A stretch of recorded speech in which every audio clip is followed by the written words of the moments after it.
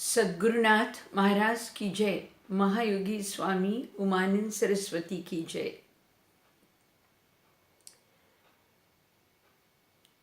Today we will complete the Pranayam technique of Nadi Shuddhi for cleansing the energy channels. I'm glad some of them are following it. Yesterday some of them called me and quite a few of them are trying to keep Kumbhak gradually increasing the time. Go easy with it. You don't have to be in a hurry. Today we are going to see the third part of the same exercise. First we had closed the right nostril, we had breathed in, we had kept a count of 5 or 8 as a whatever was possible by you. We had retained the breath and then we had exhaled in a count twice. That's almost 10 or 16. Now we did it. The first one was close the right, breathe by left, breathe out by left after Kumbhak. Now the second one was you breathed in by left, you kept the Kumbhak and you breathed out by right. Now third is going to be you breathe in by right, maintain the Kumbhak and breathe out by left. So we are going to now close left. So of course normally this is the procedure. You either use the right thumb or the left. So I'll show you the correct procedure today. So we were holding this and we were counting. Now we are going to close. We are going to breathe in by right, so we are going to close the left. So now we are going to close, breathe by right, maintain the Kumbhak. I will keep the counts in the same way. You don't need to keep your hands up to count. You can at home when you are practicing, you can be relaxed. You can count it mentally also. This is just so that all of you understand. So we are going to now close this. Again, as I told you, don't push the nose to the right or left. Just hold on. Just close the, and then now you take the count. I'm breathing in by right. Okay. So when I breathe in by right, I'm going to count with this. Let's see, I'm going to start with 5, a count of 5. Okay.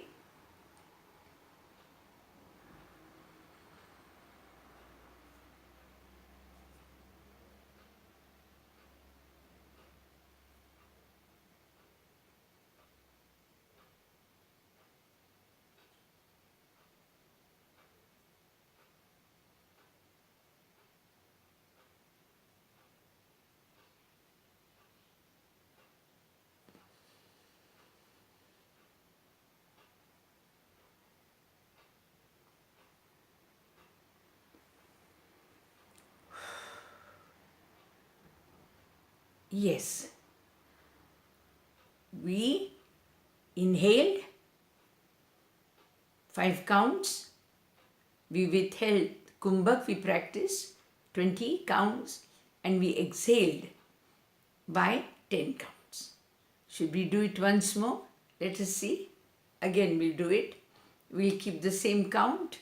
I'm just beginning to get the feel of it. So we will stick to only 5 again. Gradually we can increase it to 8 or 10 as you want. But right now we'll just take again the same. So I'll show you that I've closed the left. I'm closing the left. The actual practice is this. But then for you to see it clearly, I'm closing my left. We are going to breathe in. Okay, let's start.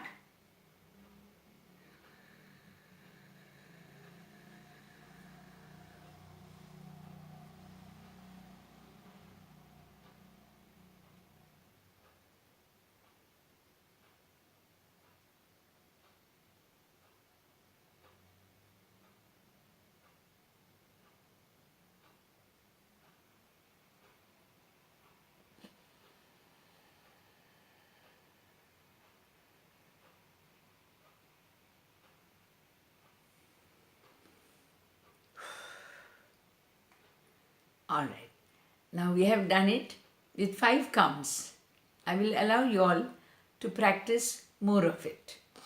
We will also touch the third question of Towards Divinity today, because some people feel we are taking a gap, it's a long one, so we are okay. Again, this is Towards Divinity. We are referring to this, the question, which is the third question: how does Kundalini Yoga help? What it does, we'll come to it later. But how does it work and how does it help mankind? Kundalini Yoga, when with the grace of Siddha Guru, in Kundalini Yoga, when with the grace of Siddha Guru, the divinity in the individual is invoked. Friends, when Guru gives us a Diksha, he awakens the divinity in you. What is the divinity? A drive for being good. It's a drive, a continuous selection of good against the evil. Mind is thrown into a dilemma every time. Between the two, you need to choose one. What is right and wrong? You need to choose the right. So you need to be driven towards the right. And this being driven to the right is done by Kundalini. So, when she is awakened by the grace of the Guru, what does she do? She tries to invoke the divinity in each individual. Now, whenever there is a clash and the conflict of interests, when you have to select between two things, there is a friction. There is a friction. And in that friction, the body or the mind or the intellect experiences heat. It's a natural law. It's a natural law. It experiences heat. And it is this heat which is essential to burn away the impurities of body, mind, and intellect. I would like to again repeat this. When a Guru initiates you in Kundalini Yoga and awakens your Kundalini, he sets her on a path to always make correct choices in life. When the choices are to be made at physical level, mental level, intellectual level, and there is a continuous selection to be made between two things, right and wrong. Sometimes wrong is more attractive or more desirous. For example, a diabetic will continuously be driven towards picking up something sweet.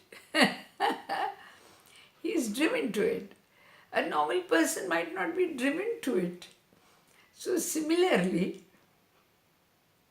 one gets driven to between the two, the right and the wrong.